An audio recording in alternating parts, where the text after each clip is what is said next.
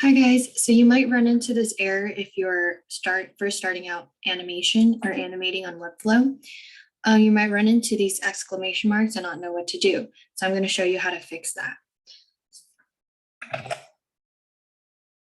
So the goal here is to make this text go left and this text go right. As you can see here, there are exclamation marks prohibiting it from animating.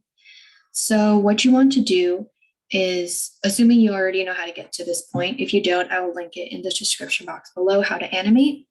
But if you get this warning sign, then what you want to do is observe to see if it's X or Y. If it's both X and Y, that means your heading at timeline 0% has not moved at all. So that means if you were to click on it, there are no actions being taken. If you do type in an action, this part will highlight blue. But since there are no actions taken, there's an exclamation mark. And it shows that X and Y needs to be moved because in my heading 9, it shows that I made some sort of input in X and Y. Even though I put 0, I still need to put an action in because I didn't put anything in here. Hopefully that made sense.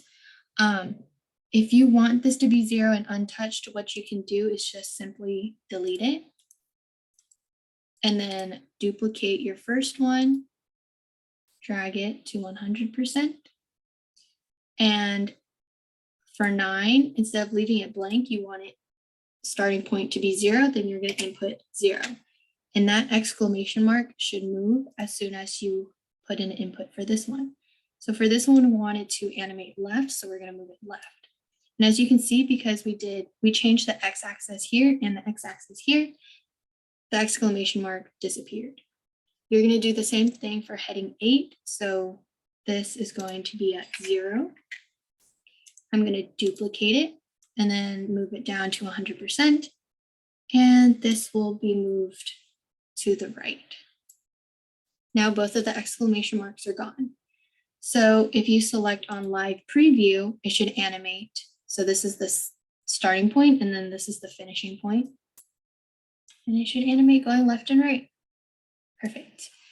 I hope this was helpful and this solved the exclamation mark problem.